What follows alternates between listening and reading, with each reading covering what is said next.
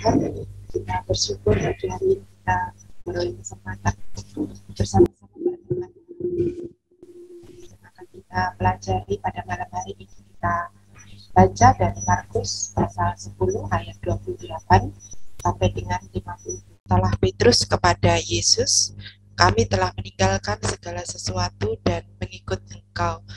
Jawab Yesus, "Aku berkata kepadamu, sesungguhnya setiap orang yang karena aku dan karena Injil meninggalkan rumahnya, saudaranya laki-laki atau saudaranya perempuan, ibunya atau bapaknya, anak-anaknya atau ladangnya." Orang itu sekarang pada masa ini juga akan menerima kembali 100 kali lipat rumah, saudara laki-laki, saudara perempuan, ibu, anak, dan ladang, sekalipun disertai berbagai penganiayaan. Dan pada zaman yang akan datang, ia akan menerima hidup yang kekal. Tetapi banyak orang yang terdahulu akan menjadi yang terakhir, dan yang terakhir akan menjadi yang terdahulu. Yesus dan murid-muridnya sedang dalam perjalanan ke Yerusalem, dan Yesus berjalan di depan. Murid-muridnya merasa cemas, dan juga orang-orang yang mengikuti dia dari belakang merasa takut. Sekali lagi Yesus memanggil ke-12 muridnya, dan ia mulai mengatakan kepada mereka apa yang akan terjadi atas dirinya. Katanya, "Sekarang kita pergi ke Yerusalem, dan anak manusia akan diserahkan kepada imam-imam kepala dan ahli-ahli Taurat, dan mereka akan menjatuhi dia hukuman mati, dan mereka akan menyerahkan dia kepada bangsa-bangsa yang tidak mengenal Allah. Dan ia akan diolok-olokkan, diludahi, disesah, dan dibunuh. Dan sesudah 3 hari ia akan bangkit."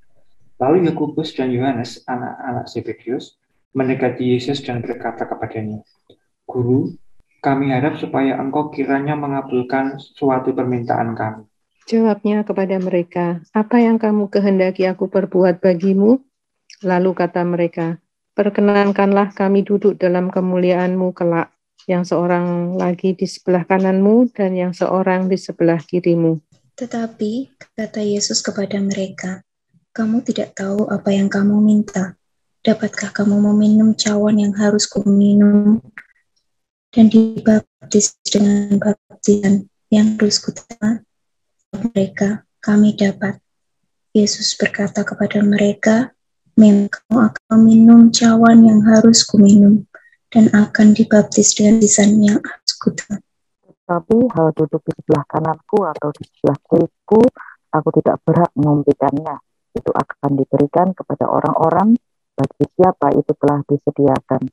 Mendengar itu, ke-10 murid yang lain menjadi marah kepada Yakobus dan Yohanes. Tetapi Yesus memanggil mereka lalu berkata, "Kamu tahu bahwa mereka yang disebut pemerintah bangsa-bangsa memerintah rakyatnya dengan tangan besi, dan pembesar-pembesarnya menjalankan kuasanya dengan keras atas mereka. Tidaklah demikian di antara kamu. Barang siapa ingin menjadi besar di antara kamu, hendaklah ia menjadi pelayanmu. Dan barang siapa ingin menjadi yang terkemuka di antara kamu, hendaklah ia menjadi hamba untuk semuanya. Karena Anak Manusia juga datang bukan untuk dilayani, melainkan untuk melayani dan untuk memberikan nyawanya menjadi tebusan bagi banyak orang." Lalu tibalah Yesus dan murid-muridnya di Yeriko. Dan ketika Yesus keluar dari Yeriko, bersama-sama dengan murid-muridnya dan orang banyak yang berbondong-bondong, ada seorang pengemis yang buta bernama Bartimeus, anak Timeus, duduk di pinggir jalan. Ketika didengarnya bahwa itu adalah Yesus orang Nazaret, mulailah ia berseru, "Yesus anak Daud, kasihanilah aku." Banyak orang menegurnya supaya ia diam, namun semakin keras ia berseru, "Anak Daud, kasihanilah aku." Lalu Yesus berhenti dan berkata, "Panggillah dia." Mereka memanggil orang buta itu dan berkata kepadanya, "Kuatkan hatimu, berdirilah, ia memanggil engkau." Lalu ia menanggalkan jubahnya, ia segera berdiri dan pergi mendapatkan Yesus.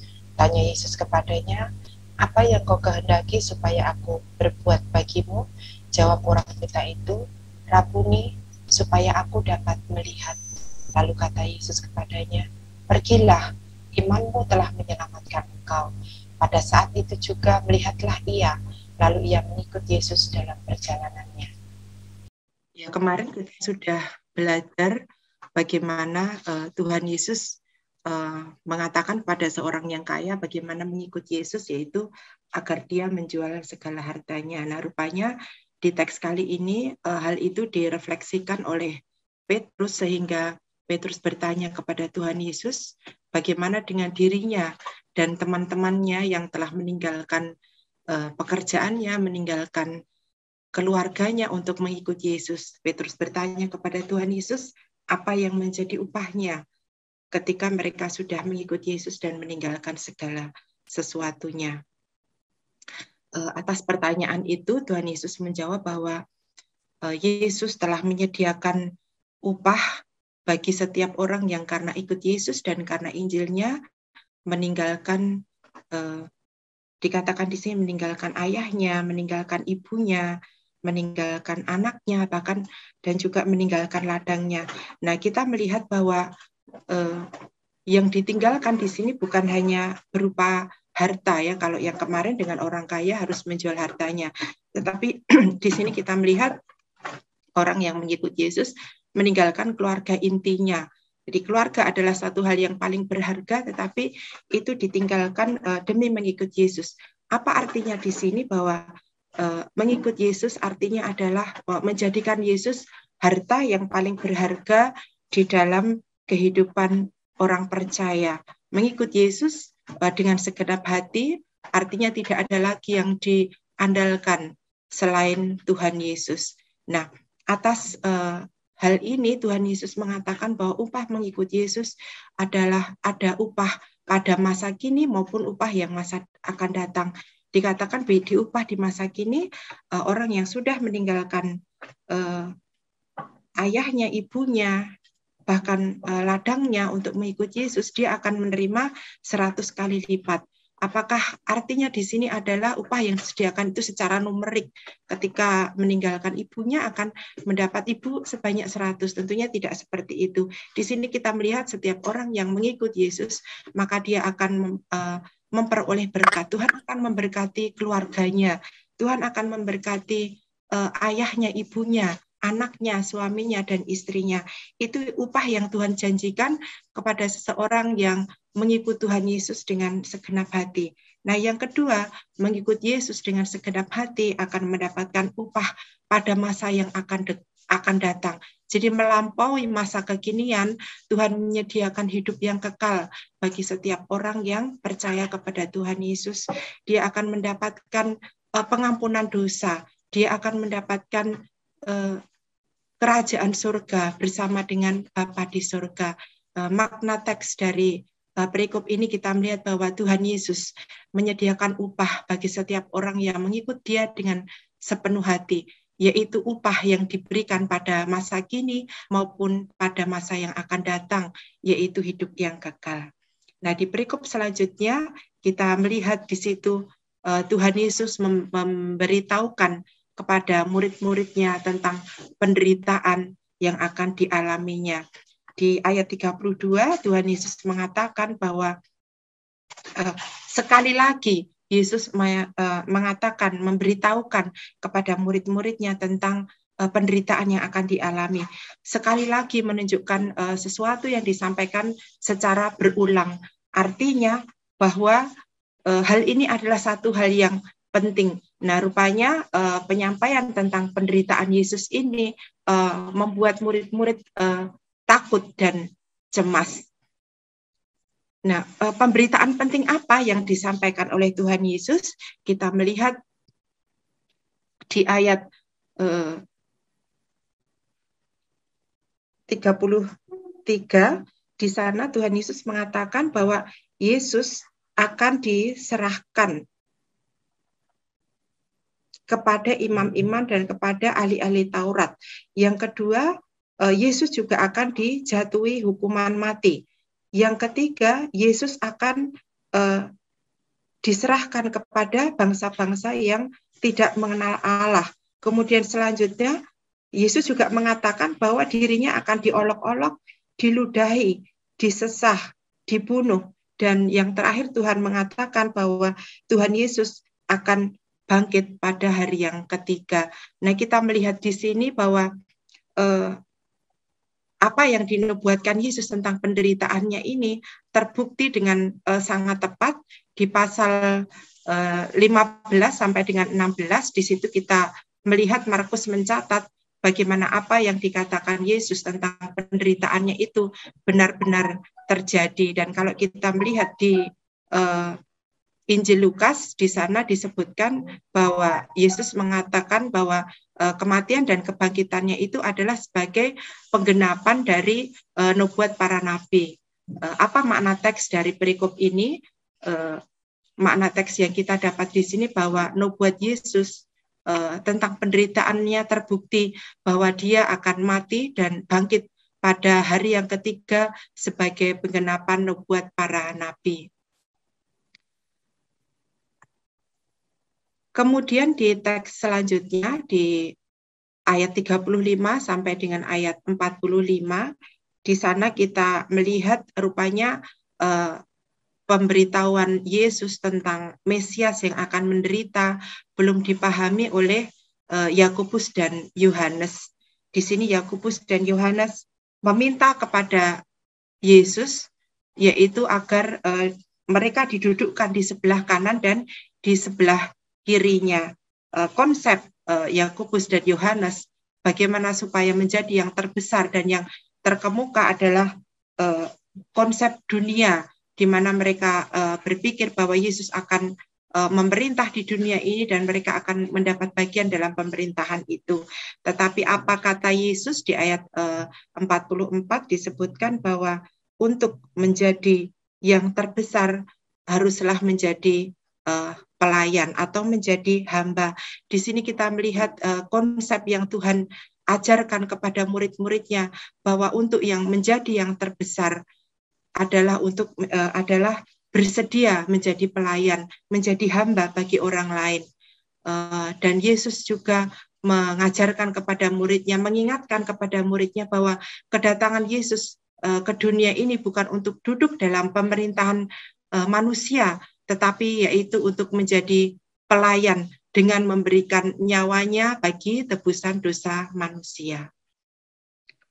Kemudian di perikop selanjutnya kita melihat di sini ada seorang yang bernama Bartimeus. Kondisi Bartimeus kita melihat dia adalah seorang yang buta. Tetapi meskipun dia buta, dia bisa mendengar dan dia bisa berbicara. Ya, di ayat yang ke-47 di sini disebutkan ketika didengarnya bahwa ia itu adalah Yesus orang Nazaret, mulailah ia berseru, Yesus anak Daud, kasihanilah aku. Jadi kondisi Bartimeus ini secara sosial dia adalah kelompok masyarakat yang terpinggirkan karena dia adalah seorang yang buta. Tetapi meskipun dia adalah seorang buta, tetapi kita melihat dengan pendengarannya, dia bisa mengenal Yesus. Dan pengenalan Yesus ini sangat dalam karena dia mengenal Yesus ini sebagai anak Daud. Orang buta ini mengenal bahwa Yesus adalah Mesias yang dijanjikan itu. Dan yang kedua yang istimewa, karena pengenalan akan Yesus ini, Bartimeus, orang buta ini memiliki iman. Iman itu dia buktikan dengan meminta tolong kepada Yesus dengan berseru-seru. Dengan berseru, bahkan dengan usaha yang sungguh-sungguh untuk meminta pertolongan Yesus. Nah, kita melihat respon di sini, respon dari Tuhan Yesus, meskipun di situ ada begitu banyak orang yang bisa dilayani, tetapi Yesus mendengar suara dari orang yang terpinggirkan, termarginalkan ini. Di tengah riuhnya suara banyak orang, Yesus mau berdialog dengan Bartimeus. Nah, dari dialog itu Bartimeus menyatakan keinginannya untuk sembuh dari butanya. Dan kita melihat di sini bahwa Tuhan Yesus menyembuhkan Bartimeus.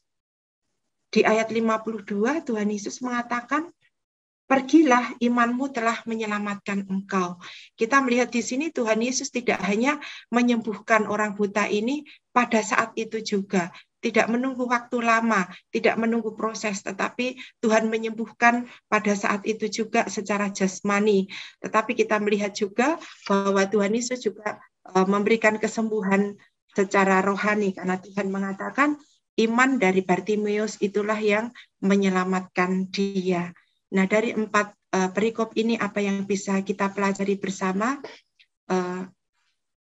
yang dapat kita aplikasikan di dalam hidup kita? Yang pertama, marilah kita mengikuti Tuhan Yesus dengan segenap hati, menjadikan Yesus harta yang terindah, harta yang paling berharga di dalam kehidupan kita, karena kita akan menerima upah, bukan hanya di masa kini, tetapi yaitu upah yang melampaui masa yang akan datang. Kemudian yang kedua, karena Yesus sudah mengatakan bahwa dia adalah Mesias yang menggenapi nubuatan para nabi, mari kita terus mempercayai bahwa Yesus adalah Mesias yang dinubuatkan oleh para nabi. Kemudian yang ketiga, karena Tuhan Yesus sudah memberikan teladan kepada kita, bagaimana dia melayani kita dengan memberikan nyawanya bagi tebusan atas dosa-dosa kita, kita bersedia juga melayani seperti Tuhan Yesus telah melayani kita. Dan yang keempat, karena Tuhan Yesus juga peduli kepada orang-orang yang terpinggirkan, orang-orang yang mungkin secara sosial diremehkan, tetapi Tuhan Yesus mau menolong mereka. Dan biarlah kita juga mau menolong orang dalam segala kondisi mereka, untuk mereka memiliki kesempatan datang kepada Yesus. Demikian firman Tuhan pada pagi hari ini, kiranya menjadi berkat buat kita semua. Tuhan Yesus memberkati. Pagi ini kita selalu terus diingatkan kata Tuhan Yesus, bahwa Yesus datang untuk melayani dan bukan untuk dilayani. Ini kita mau menteladani, itu sebabnya kita responi dengan lagu Hidup Ini Adalah Kesempatan. Hidup ini adalah kesempatan. Hidup ini untuk melayani Tuhan.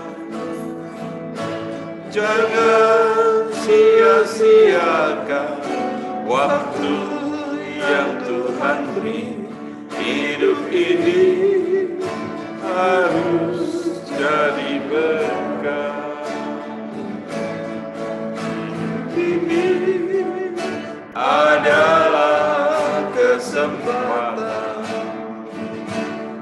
Hidup ini untuk melayani Tuhan. Jangan sia-siakan waktu yang Tuhan beri. Hidup ini harus jadi berkat. Oh Tuhan, pakailah hidupku selagi aku masih kuat. Bila saatnya nanti Tuhan datang kembali, hidup ini sudah jadi berkat. Oh Tuhan, pakailah hidupku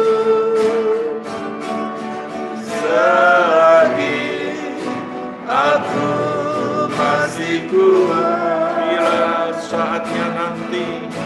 Bila saatnya Tuhan datang kembali,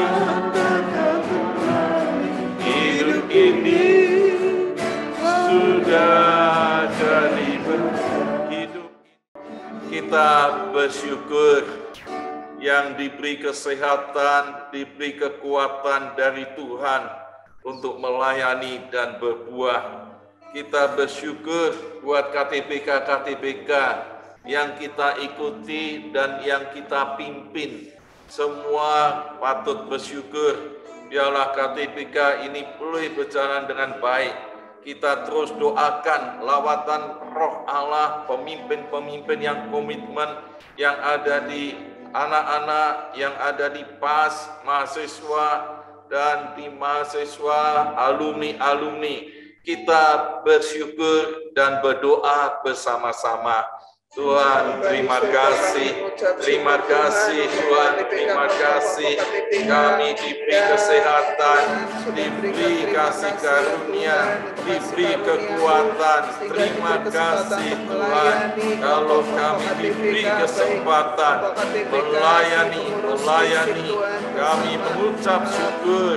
KTPK yang Tuhan terus pimpin, Roh Kudus terus sertai anak-anak, siswa-siswa lewat PAS, mahasiswa lewat PMKS, PMK, UNS, dan kami mengucap syukur Tuhan buat alumnus lewat PAG chapter. Kami terus berdoa, kami mengucap syukur ialah pemimpin terus komitmen dan terus bermultiplikasi. Terima kasih Tuhan, dalam nama Tuhan Yesus.